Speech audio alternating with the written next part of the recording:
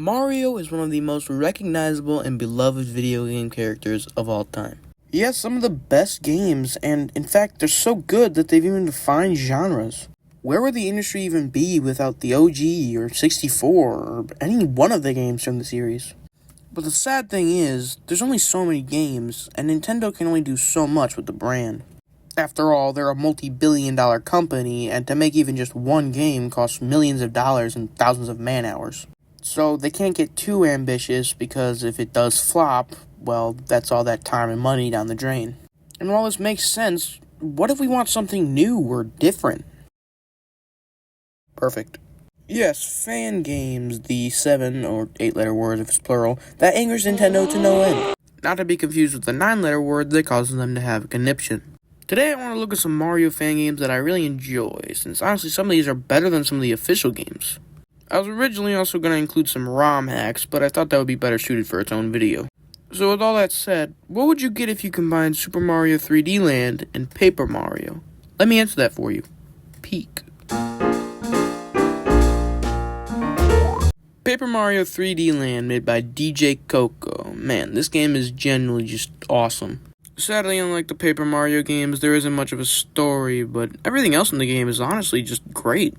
First, I want to talk about how it looks, because genuinely this is one of the best looking fan games I've ever played. They use the sprites from the OG Paper Mario as a base, but I think they're tweaked a bit. They look more colorful and crisp. It's just nice to look at. The world itself uses simple, boxy geometry, all with, again, colorful textures. Most of the UI looks like it's just ripped from the old Paper Mario games, but still, it just looks real nice. There's also a variety of power-ups. There's the status changer ones that'll temporarily boost either your attack or defense, and there's more traditional Mario power-ups. There's the Fire Flower, of course, but there's also two new power-ups, the Mole and the Dandelion. The Mole acts like the drill from Wonder, as you can dig underground to dodge attacks. You also do a little bit more damage if you drill into an enemy rather than just jumping on them. The Dandelion lets you glide down and also gives you a slight boost of altitude when you first use it. It feels really great to use, and it's also just really creative, and the outfit just looks nice. It also makes a lot of sense since Mario uses flowers as power-ups all the time. For the most part, it controls pretty alright. It can feel a little bit janky moving around sometimes, but, not anything you can't deal with. You can also move the camera a bit sometimes, but sometimes it'll automatically move on its own. The physics in Mario fan games are always either hit or miss, and thankfully, this game gets it right. Mario feels the perfect amount of floaty and, well, I guess not floaty. Rather than enemies just dying when you jump on them, it acts a lot like Super Paper Mario, as you need to jump on them multiple times to actually kill them. There's also some bosses, which are all very well designed and fun to fight. I don't want to spoil everything though, so I highly recommend you play this game for yourself. It's free, it's short, and it's fun. See, while Paper Mario 3D Land was a fully finished game, sadly a lot of Mario fan games are either demos or even scrapped and unfinished. And a lot of games we'll be talking about are like that. But let's ignore that, because right now I'm feeling like a flashback. Hello and welcome to my... Yeah, I'm never doing that again, so let's talk about a good flashback. Super Mario Flashback is one of those games you'd see online with people going like, Nintendo, hire this man! However, this time it was actually pretty well deserved. It was made by Moores, who's a bit of a veteran Mario fan game dev. Moores is actually the guy who made Super Mario 64 Plus, which is one of the best ways to play Mario 64 nowadays. This whole game oozes charm. There's so much character in every sprite. I mean, just look at the Paratroopa. He's so happy. There's also the 3D-looking Goombas and Mario himself. His sprites all have a very cartoonish proportion to them, with his huge hat being very nice to look at. Everything from the lighting to the scrolling backgrounds, everything's just great. Not to mention the music. It's such a bop.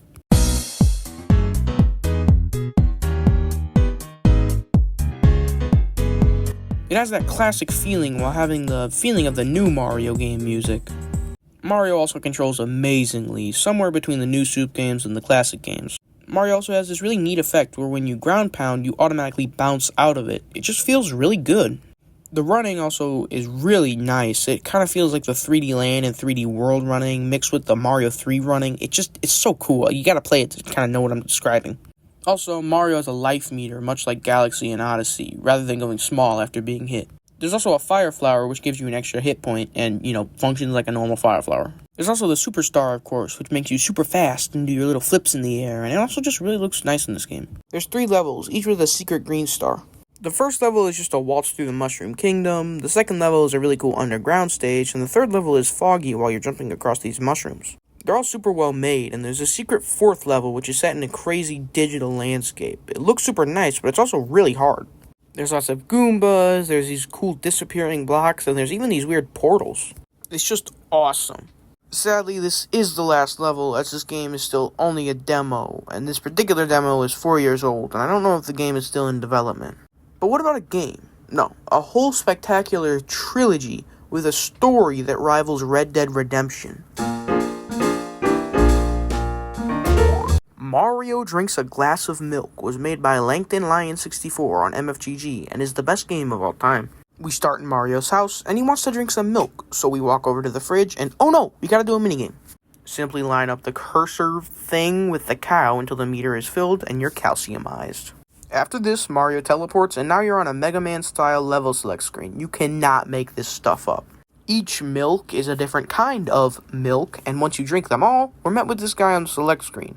When we enter the level and start drinking the milkman comes and says that we've fallen into his trap.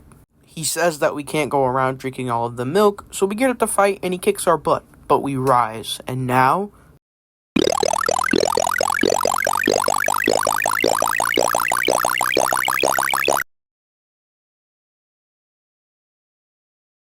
the calcium has taken over Mario's body.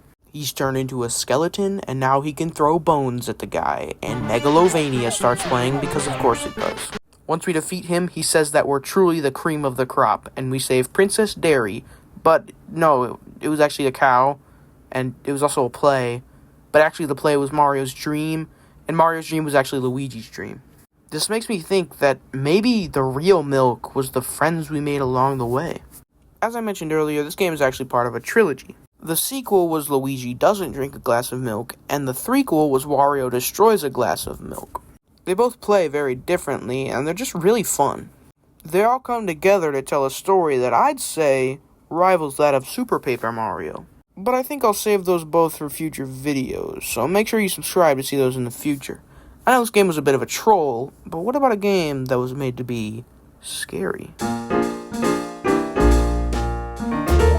Mario 85 is that one game that you know from Friday Night Funkin'. It was made by Squishy Box on Game Jolt, and it's apparently a PC port of the OG Super Mario, so I'm super excited to play. For some reason, one player isn't available, so we have to play two-player, and we get to play as the GOAT. There's also this awesome CRT effect, and while we go through the level, the sky gets darker, which is actually pretty cool.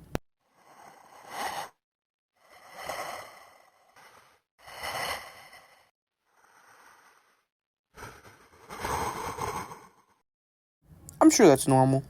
After that, the sky is even darker now, and the music sounds just a bit off.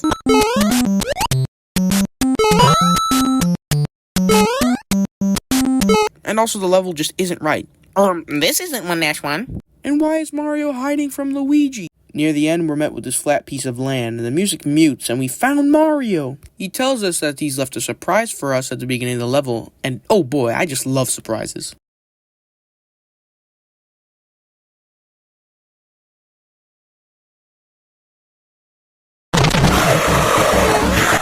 That's not a very good surprise. Now Mario is scary, and for some reason is a frickin' bodybuilder. Just look at this guy. If you ever need motivation to go to the gym, put a picture of this guy on your wall and look at it every morning. This is goals. He chases us and eventually falls down a pit, but don't worry, he's just fine. And we narrowly escape, and now the camera zooms in on him and he talks to us.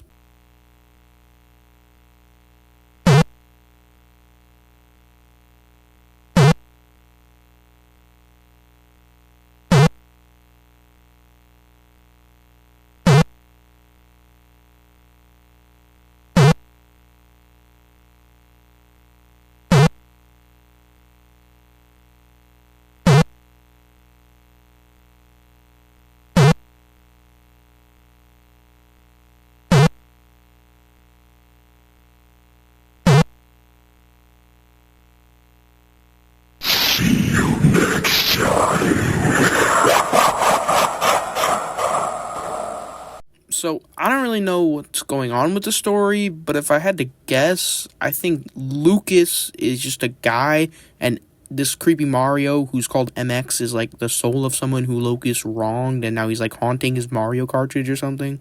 I don't really know. I'm kind of stupid. What I do know is that this game is actually pretty good, and this was actually an old demo, and the game is still being worked on. It's actually a pretty good horror experience. Am I going to have nightmares about it? Probably not, but the art and sound design makes for a pretty creepy game.